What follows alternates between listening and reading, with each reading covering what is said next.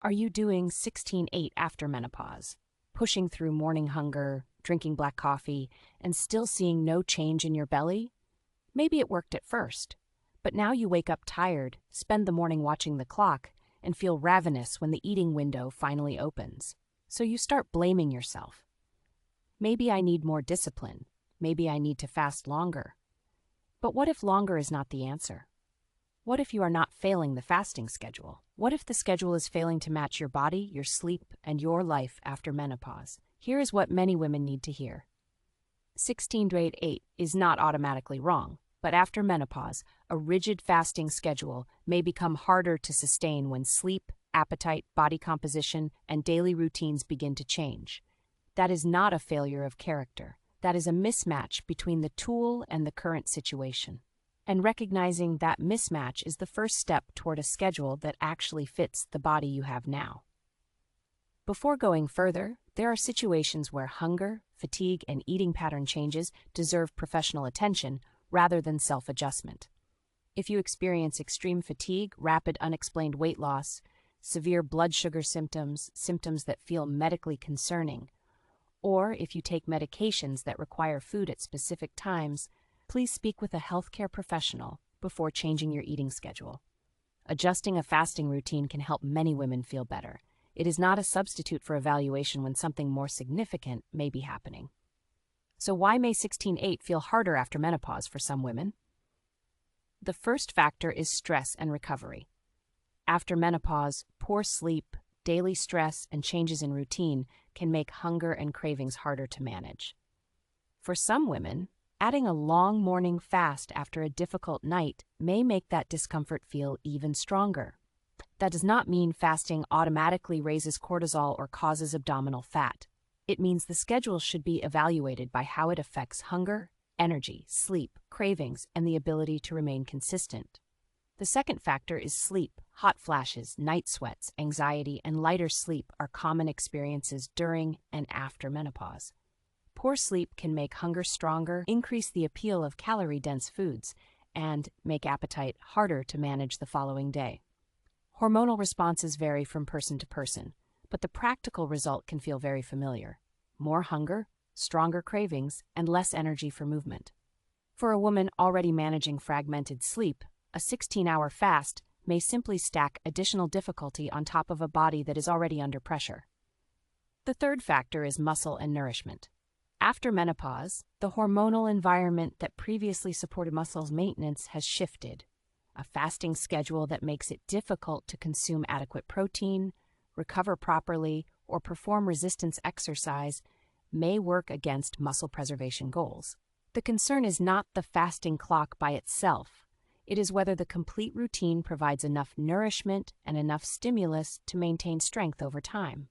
Muscle supports metabolism. Muscle helps the body use glucose. Muscle supports balance, bone health, and independence. A schedule that consistently leaves you too depleted to eat well and train consistently may be working against what you are actually trying to achieve. The fourth factor is blood sugar and energy stability. Midlife and menopause can coincide with changes in body composition and glucose regulation, although individual responses vary. When a long fast is followed by a very large meal that is low in protein and fiber, some women may experience stronger energy swings, renewed hunger, or cravings later in the day. None of these factors make 16-8 wrong for every woman after menopause, but they explain why the same schedule that felt manageable at 38 may feel like a daily battle at 52. And the most important question is not whether 16-8 is correct in theory. It is whether it is working for you in practice. If the answer is no, if the mornings are exhausting, the hunger is difficult to manage, and the pattern keeps repeating, then something in the approach deserves a closer look. So, what may be a more practical schedule to test when 16-8 feels unsustainable? For women who find 16-8 difficult to sustain, one practical experiment may be a 14-10 schedule with an earlier eating window. That means fasting for 14 hours and eating within a 10-hour period. For example, eating between 8 in the morning and 6 in the evening, or between 9 in the morning and 7 in the evening. These are examples, not rules. Your work schedule, sleep pattern, medications, exercise routine, appetite, and health history all matter. But the principle is simple. Shorten the fast. Move the eating window earlier when possible. Avoid saving most of your food for late afternoon and evening. Stop turning every morning into a battle. If 14 hours still leaves you exhausted, intensely hungry, or unable to eat well, a 12-12 schedule may be a more comfortable place to start. 12 hours fasting, 12 hours eating. Choosing a shorter window is not a compromise. It is a responsible response to what the body is communicating. How might you test this in practice? The first step is to pick a specific window and try it for 2 to 3 weeks without changing multiple things at once. If you currently eat between noon and 8 in the evening, try shifting the window earlier. Eat your first meal at 8 or 9 in the morning. Finish by 6 or 7 in the evening. This adjustment shortens the fast and moves the eating window earlier at the same time. For some women, that combination may make mornings, evening hunger, and sleep easier to manage. Give the new window enough time to settle before deciding whether it is working. 1 or 2 difficult days is not enough information. Watch the pattern across a full week or two. Are mornings easier? Is hunger more manageable? Are you sleeping better? Are you able to eat well within the window? Are evening cravings less intense? That information tells you more than the scale alone. The first meal matters more than most fasting conversations acknowledge. A smarter first meal includes a meaningful source of protein, fiber-rich foods, and enough nourishment to reduce rebound hunger later in the day. Eggs with vegetables and whole grain toast, Greek yogurt with berries, chia seeds, and nuts, oats with protein and ground flax, tofu with vegetables, beans with avocado and eggs. The exact food can change, the structure should remain. Protein, fiber, real nourishment. A first meal that makes the rest of the day easier to manage. This becomes especially important after menopause because weight change without attention to muscle may lead to a lighter but weaker body, and that is not the result most women are looking for. One of the most common patterns when ending a fast is reaching for something quick because hunger feels urgent. A piece of fruit alone or a small coffee-based snack may not be filling enough for some women after a long fast, especially when the meal provides very little protein or fiber. Planning a more complete first meal may help make hunger easier to manage later in the day. Deciding what the first meal will include before the hunger arrives tends to make the choices more straightforward when the window opens.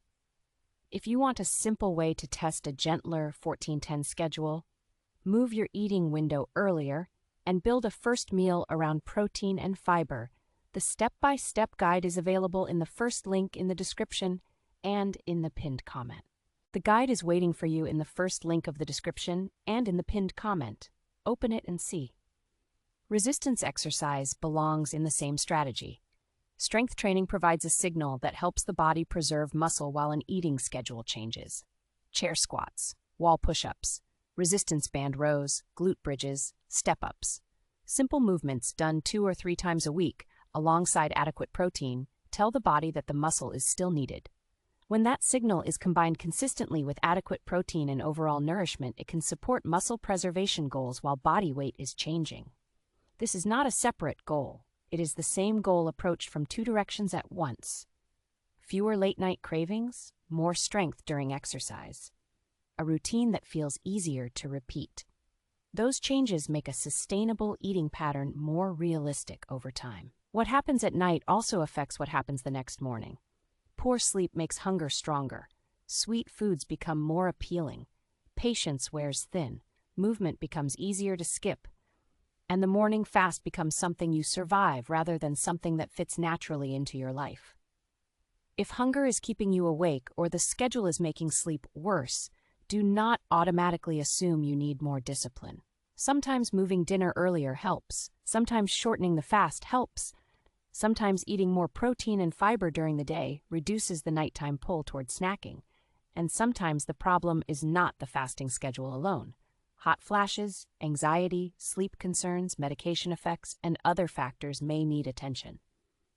Physical feedback matters. You are not trying to win a contest against hunger. You are trying to create a routine that supports your health. How would you know if the adjustment is working? Watch for these signals across 1 to 2 weeks. Morning hunger feels manageable rather than overwhelming.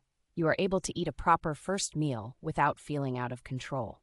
Energy is more stable through the day. Evening cravings are less urgent. Sleep is not being disrupted by hunger. Strength during exercise is holding or improving. Waist discomfort and bloating are not consistently worse. You feel like you could repeat this pattern next week. These are not dramatic indicators, but they are realistic ones. And if none of these are improving after 2 or 3 weeks of honest effort, that is also information. It may mean the window needs to shorten further, or it may mean other factors, sleep quality, stress, underlying health, or medication effects, need more attention. Choosing flexibility over a rigid method is not abandoning the goal. The goal was never to maintain a specific fasting window. The goal was to feel better, eat better, protect muscle, sleep better, and remain consistent over time. If a shorter window gets you closer to that goal than a longer one, the shorter window is the smarter choice. If 16 to 8 leaves you exhausted, ravenous, or waking up tired again the next day, you can find the same practical guide in the pinned comment below. It can help you adapt the routine instead of forcing a pattern that no longer fits. There is also an important difference between ordinary discomfort during adjustment and warning signs that need attention. Mild hunger can occur while adjusting to a different meal schedule, but hunger that remains intense repeatedly leads to overeating, disrupts sleep, or interferes with daily function is useful feedback, not a challenge you are required to defeat. If fasting is causing dizziness, fainting, heart palpitations, extreme weakness, significant mood disruption, or symptoms that feel medically concerning, stop and seek professional guidance. Fasting is not appropriate for everyone. It requires caution when combined with certain medications or health conditions, and choosing a shorter fasting window is not a failure. It is a responsible response to the body's actual feedback. It is also worth noting what happens in the hours leading up to the close of the eating window. As the evening deadline approaches, some women feel a pull toward eating more before the window closes. Not true hunger, more like a mental signal that says you are about to stop having access to food. This pattern may lead some women to eat beyond comfort and can make sleep harder. The practical response is to end the window when you are comfortably satisfied, not stuffed, not anxious. If you find yourself consistently eating past fullness in the last hour of the window, that is information. It may mean the window is too short or that earlier meals were not filling enough. The goal is not to eat as much as possible in the available hours. The goal is a natural, sustainable rhythm where the body receives adequate nourishment during the eating window, followed by a clear and manageable overnight period without food. When that rhythm is working, the close of the window feels easy. You are simply done for the day, and that ease is one of the best indicators that the schedule actually fits. One more distinction worth making. There is a difference between adjusting a fasting routine and abandoning it. A 14-10 window is still time-restricted eating. A 12-12 window is still a form of structure around meals. Both create a clear overnight period without eating and may help some women reduce unplanned late-night snacking and bring more structure to their meals. What changes is the rigidity. What changes is the willingness to treat physical feedback as information rather than weakness. You are not quitting intermittent fasting if you shorten the window. You are practicing a smarter version of it, one that fits where your body is right now, and one you can repeat next week and the week after. Adjusting the method to fit the body is not less committed. It is more intelligent. Your body after menopause is not broken because 16-8 stopped producing the outcome you expected. You may not need more restriction. You may not need a longer fast. You may not need another morning spent proving that you can tolerate exhaustion. You may need an earlier 14-10 schedule that gives you enough energy to move, enough nourishment to support muscle, and enough flexibility to remain consistent. And if that still feels too difficult, 12 may be the better beginning. That is not failure. That is adaptation. So tomorrow morning, do not begin by asking how much hunger you can endure. Ask what your body has been telling you. Are you exhausted? Are you sleeping poorly? Are you overeating when the fast ends? Are you losing strength? Are you constantly thinking about food? Is the schedule helping you live better or making every day harder? Use those answers. Shorten the fast if necessary. Move meals earlier. Build the first meal around protein and fiber. Walk, strengthen, hydrate, protect sleep. Watch how your body responds, then adjust again. The transformation begins when you stop treating hunger and exhaustion as proof that the method is working. They are information, and information gives you the power to choose a better schedule. You do not need a perfect fasting window. You need a pattern that respects the body you have now, a pattern that supports energy instead of draining it, a pattern that protects muscle instead of sacrificing it, a pattern that reduces the chance of late-night overeating, a pattern you can repeat without guilt, fear, or constant struggle. If this message helped you understand why 16-8 may feel harder after menopause and what a smarter alternative might look like, please subscribe to the channel. Every week, we explore smarter eating patterns, practical nutrition, strength-preserving habits, and evidence-informed strategies that help women move through menopause with more clarity and confidence. Your body is not asking for more punishment. It may simply be asking for a smarter rhythm.